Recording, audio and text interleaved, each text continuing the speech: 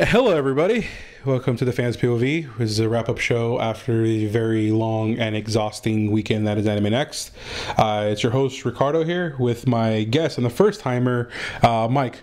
So, how are you feeling, Mike? I'm feeling great. It was a really good convention. All right, so let's get started, shall we? So, see how this was your first con. What was your expectation going into it before you actually got to Atlantic City? I'd say probably my first expectation that it was going to be really busy and really crowded, which I would definitely say it was. All right. What was, aside from how crowded it was, what was your actual impression when you got to like the convention center? The convention center was really nice. Being in a hotel and having escalators that really easily let you get from the top of the floor to the bottom of the floor, it was really easy to, look at cosplays, to get from one room to another in time. It was really, really good. I think the convention was set up really, really well. More conventions should be like that. All right, awesome. Was there any panels that you went? Obviously, unfortunately, I wasn't in any panels because I was running around with the camera taking pictures of all you amazing cosplayers. Was there any panels that maybe you attended or wanted to attend to? There are a bunch of panels that looked interesting, but the one panel I actually did end up going to was the JoJo's panel, which was really good, and I think everybody had a really good time at the panel, and I know I did, so it was a lot of fun. All right, that's awesome. And of course, the main events. The Masquerade is. Unfortunately, once again, I was kind of in the middle of a shoot during that, and I know you weren't able to because you went to something else. Mm-hmm. But the one major main event that we both went to that was extremely awesome was the Capcom live concert, which was on Sunday at the end of the con. So, obviously, I knew what I was getting into. How was it for you? How was that experience? It was very interesting. The whole arena was like covered in fog, so it was like really mysterious, like they were setting up a whole really exciting atmosphere. And then when everybody started playing, it was really loud, it was really exciting. The crowd had a really good time. I had a absolutely wonderful time. It was in fact so great that they had extra songs prepared just to play, I guess, in case of like an encore or they had extra time. And they were the way that it was split into essentially like a rock band and an orchestra, and then they played together a lot, but also a lot of the times they had a lot of interesting solos for different songs from different games. So I'd say it was a really, really good experience, and it was super cool seeing it live, and I would definitely go to them again if I ever had the chance to. All right. And it's one of those things, hearing a lot of songs, especially popular ones, especially Don't Tell and Roadie from Resident Evil 7 was kind of something that kind of blew my mind a little bit. I was very surprised. They were going to do only old stuff, and then when they started to do a lot of like more modern stuff from modern games, I was like, oh, that's a really good blend of like retro and like modern video game music. Yeah. And as far as of course, the creme de la creme goes for cons, which is the dealer's room in the artist alley. At least this year, I felt that. But then again, unfortunately, I haven't been to Anime Next in 2 years when it was still at Somerset in the it's at Atlantic City now. Yeah, now it was like the last time I went was when it was connected to the DoubleTree, which unfortunately the convention center there is no longer open. They're closing it down, which is a shame because a bunch of us who old school veterans really like the red dock to the point where it kind of competed with the Katsukan gazebo in its hilarious tweets. So with the dealer's room, I felt like it was a little bigger than the last time I was at Anime Next, which is great. Because obviously it's better to have more people than less. You always want as many different artists and stuff and merchandise as possible. Yeah, and then a couple things that I saw. There was a couple dealers that I was kind of looking out for. One, Arsenic Cyanide, I think is one of them. They're responsible for a lot of the cool hats with like the metal plating on it. In fact, one of our friends bought one that says Bara and Hime, which is pretty funny. Was there any? So for me, I also bought a Nier Automata 2B shirt because I am a Yoko Taro fan to the very end, even if it's bad, and a Voltron shirt because don't worry about that. Nier Automata has done very well for itself. You don't have to worry about that. Was there any purchases you've done that you enjoyed? So I bought a lot of different stuff. When I go to cons, I usually try to buy a shirt. I didn't actually get a shirt this time, but I got a bunch of posters of Tubi, and there was also a lot of really good Overwatch posters that I got from the same vendor.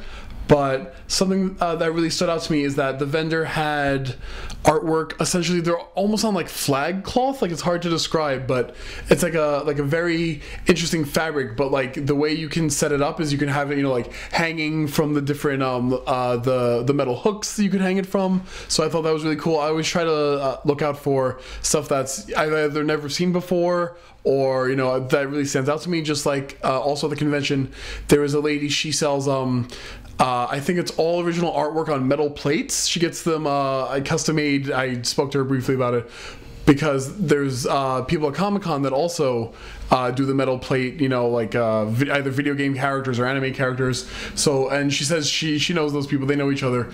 But that's something that I also found is really cool. And also something that was pretty prominent in this one that I don't remember in too many other cons is there was a lot of like Japanese food. Like, you could buy like tons of Pocky sellers. There was melon bread. Tons of tons of ramen. And I've from the few other cons I've been to, I don't remember a lot of people in the dealer's room selling them on like the main floor area, which they were selling them here, which I thought was really, really cool, because that's something that like it usually doesn't get like almost like main billing on like the floor space. So yeah, there was that stuff. And also what else? Oh, there's also an entire, and again, it's also not very common, is there was an entire JoJo's wall of figurines, and like there was a clock, there's a little like a piggy bank of JoJo stuff. So it was a very, very large variety of JoJo's figurines this year, which is very interesting because I'm into that kind of stuff. JoJo's is a really great anime for anyone who hasn't seen it. But I'd say the dealer room was really good. I probably went to it like 3 or 4 times, even if I didn't buy it every time, just to see all the stuff.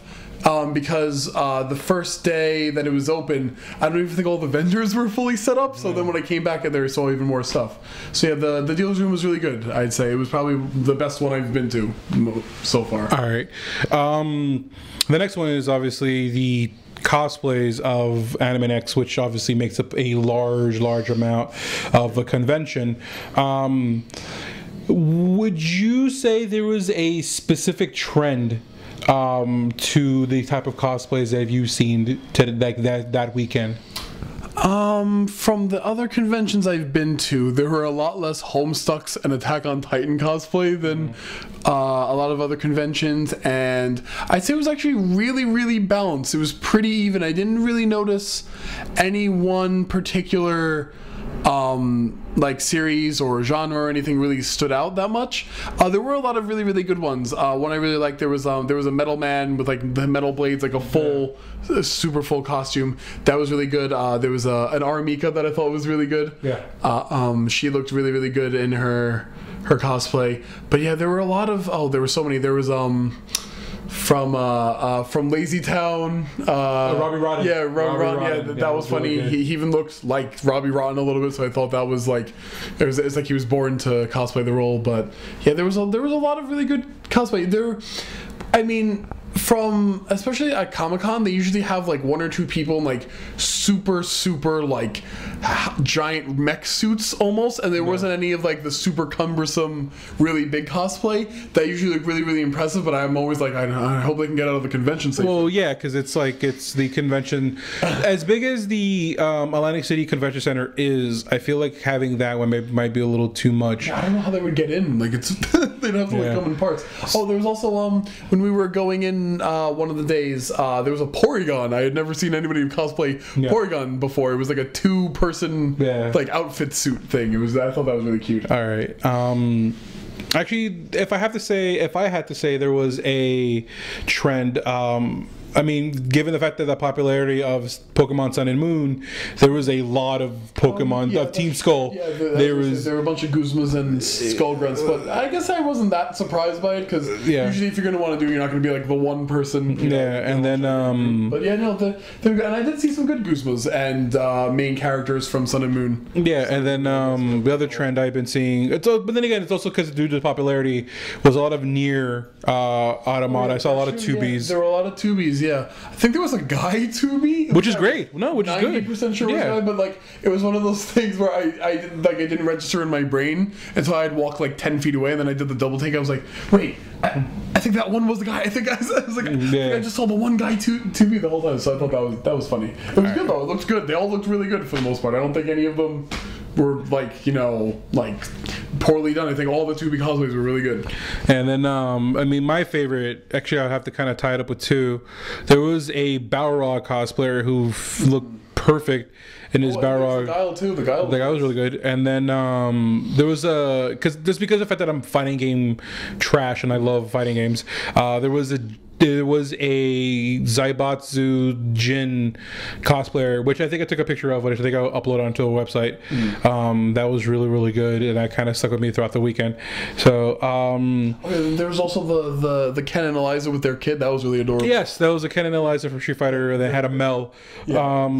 It's very cute. And now here comes the pros and cons of cons, which is the pros and cons. The cons, yes. Was there anything that you didn't like about it, or rather you liked about it, and some things you didn't like about it that you wish would have changed?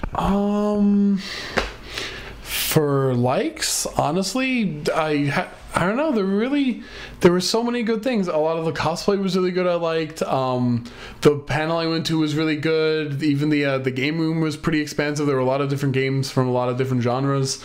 There were like tons of rhythm games, but there were also tons of fighting games, and there were tons of other games and like party games. Especially, I love the new Switch stuff was cool. But in terms of like cons, nothing too crazy. I guess.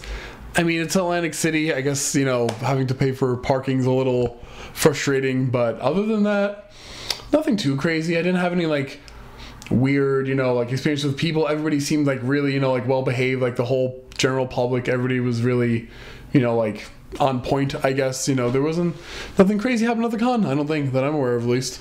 Yeah, and even then, the one thing I do have to say, and this is kind of more of a pet peeve with me, is organization and lines, which I didn't actually have a problem with this year, which is very good. Like con staff was very organized. They were very thorough as far as how they structured everything when it comes down to pre-registration lines and things of that nature. Usually they're very quick on the take if anything was out of place and whatnot, which, kudos to you, Anime Next staff. You guys really, really worked your asses off this weekend.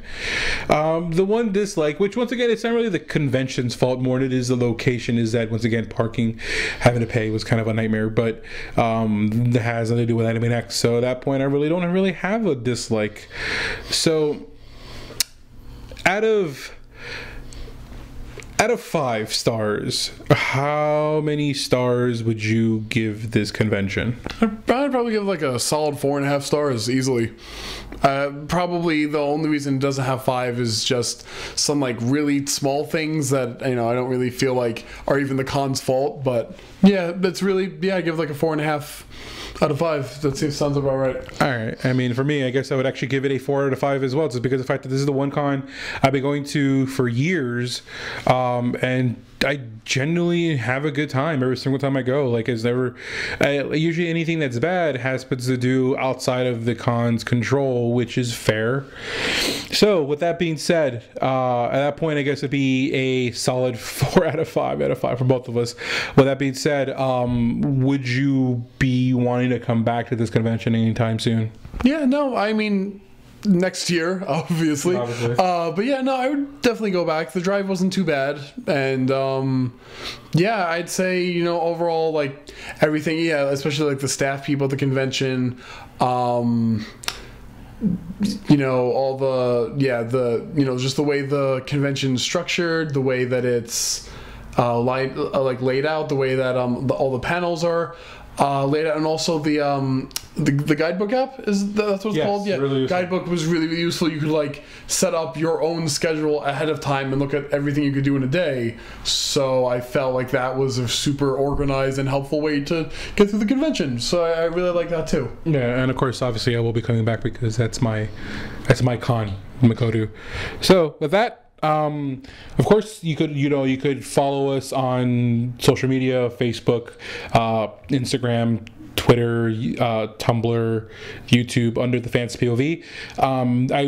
There will be pictures being posted up throughout the week, including a very special photo shoot that I have pouring my love and soul into to make sure it comes out correctly. So hopefully that you guys look at the interview we did too. Yeah, it's also the interview we will have also which we'll be posting up soon, is the interview with the majority of the lead animators from Yuri on Ice. So if you like gay ice skaters, which I don't mean that negatively, definitely check that out because they really get into detail as far as the work to get into. It's also very popular. Yuri on Ice, it's done extremely well. Especially when we talked to them, they said that they're so happy with how the fans have received it. So yeah, it's been super good. And if you haven't seen it, check it out or whatever. It's pretty good. This is Ricardo with my guest Mike, and Fans POV signing off.